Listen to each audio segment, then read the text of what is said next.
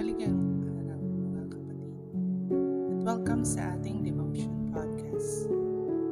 Ngayon ay narating na natin ang huling kabanata ng Leviticus 27. Nagtatapos ang aklat na ito sa isang napakagandang paalala. Ang Diyos ay hindi lamang naghahanap ng ating mga handog, kundi ng ating buong puso. Ang tunay na pagsamba ay isang buhay na ganap na nakatalaga sa Kanya. Ang Diyos ang tunay na may-ari ng lahat. Ang anumang mayroon tayo, oras, talento, lakas, ari-arian at mismong buhay natin, ay pinagkatiwala lamang niya sa atin.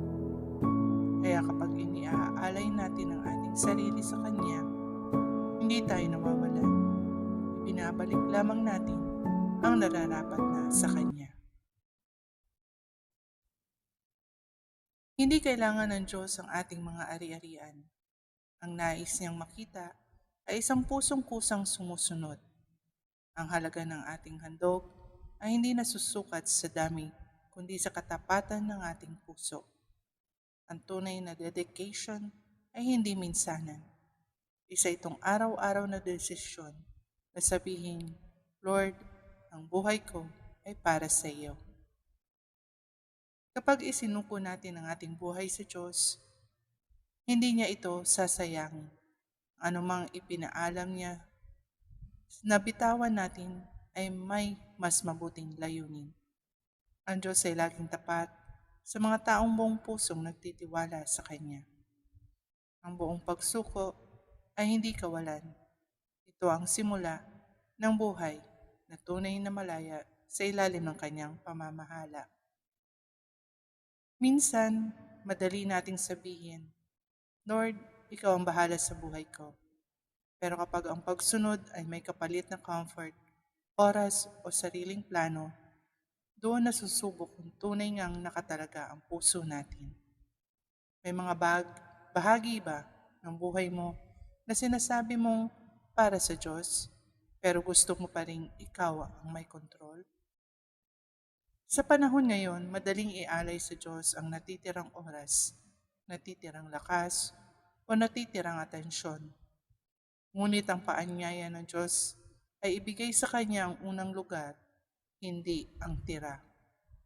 Kapag kinikilala natin na Siya ang Panginoon ng ating buhay, nagiging mas madali ang magtiwala, sumunod, at maging kontento sa anumang ipagkaloob niya. Kung may bahagi ng puso mo na mahirap pang isuko, isang plano, pangarap, relasyon, o takot, dalhin mo ito ngayon sa Panginoon. Sabihin mo sa Kanya, Lord, hindi lang ang mga pagpapala ko ang inaalay ko sa iyo. Iniaalay ko ang buong buhay ko. Ikaw ang tunay na Panginoon ng lahat ng mayroon ako. Let us pray. Amang makapangyarihan, maraming salamat sa iyong salita na nagpapaalala na ang lahat ng mayroon kami ay mula sa iyo. Patawarin mo kami sa mga pagkakataong hinawakan namin ng mahigpit ang mga bagay na dapat naming isuko sa iyo. Panginoon, turuan mo kaming kilalanin na ikaw ang tunay na Panginoon ng aming buhay. Tulungan mo kaming tanggapin ang iyong kalooban kahit hindi ito laging ayon sa aming mga plano. At bigyan mo kami ng pusong lubos na nagtitiwala sa iyong kabutihan at katapatan. Iniaalay namin sa iyo ang aming oras, talento, pamilya, trabaho, mga pangarap at buong buhay. Gamitin mo kami para sa iyong kaluwalhatian. Naway ang bawat desisyon namin ay magbigay luwalhati sa iyong pangalan. Salamat Panginoon, dahil kapag isinuko namin ang aming buhay sa iyo, alam naming nasa pinakamabuti itong mga kamay. Patuloy mo kaming hubugin upang mamuhay ng banal, tapat, at ganap na nakatalaga sa iyo. Sa makapangyarihang pangalan ni Jesus, aming Panginoon at tagapagligtas. Amen.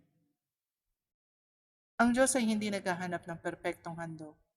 Hinahanap niya ang pusong ganap na nakatalaga sa Kanya. Habang tinatapos natin ang aklat ng Leviticus, Dalhin natin ang paalalang ito.